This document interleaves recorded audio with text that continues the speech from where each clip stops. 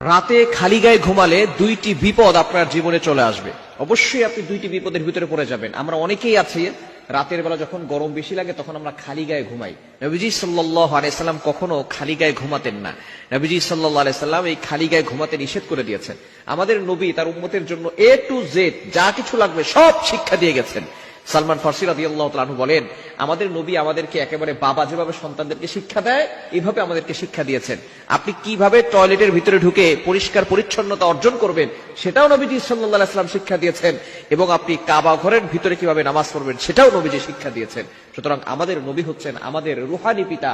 পিতা যেভাবে সন্তানদেরকে শিক্ষা দেন, আমাদেরকে নবীজি সাল্লাল্লাহু আলাইহি ওয়াসাল্লাম এভাবে শিক্ষা দিয়েছেন কিভাবে তার উম্মত জান্নাত পর্যন্ত চলে যাবে। সুতরাং রাতের বেলা খালি গায়ে ঘুমাবেন না।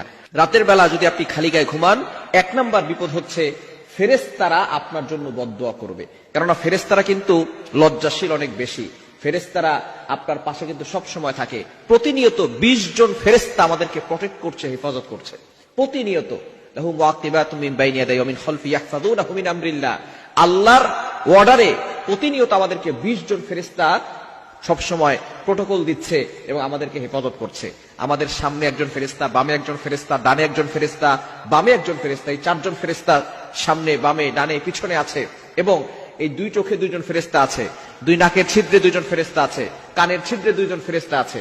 তাহলে এখানে হচ্ছে 6 জন, আর সামনে পিছনে বাম পাশে ডান পাশে হচ্ছে 4 জন, মোট হচ্ছে 10 জন। এই 10 জন সকাল থেকে সন্ধ্যা পর্যন্ত ডিউটি পালন করে। আবার এই 10 জন চলে যায় সন্ধ্যার সময়, সন্ধ্যার পরে আবার সারা রাত ধরে বাকি 10 জন আবার আপনার হেফাজত করার জন্য তারা ব্যবস্থাপনা করে। সুতরাং এই 10 জন 20 জন ফেরেশতা প্রতিদিন আপনাকে প্রটেক্ট করছে, হেফাজত করছে। যদি এই ফেরেশতারা আমাকে আপনাকে প্রটেক্ট না করতো, হেফাজত না করতো, তাহলে মুরগির বাচ্চাকে যেভাবে কাক অথবা চিল পাখি, যে পাখিগুলো আছে, বাস পাখি আছে, এরা মুরগির বাচ্চা খেয়ে ফেলে, যেভাবে মুরগির বাচ্চাকে ছো মেরে উড়িয়ে নিয়ে যায়, সেভাবে যদি ফেরেশতারা আমাদেরকে প্রটেক্ট না করতো তাহলে এই মুরগির বাচ্চাদের মতো জিন জাতি আমাদেরকে ছো মেরে উড়িয়ে নিয়ে যেত।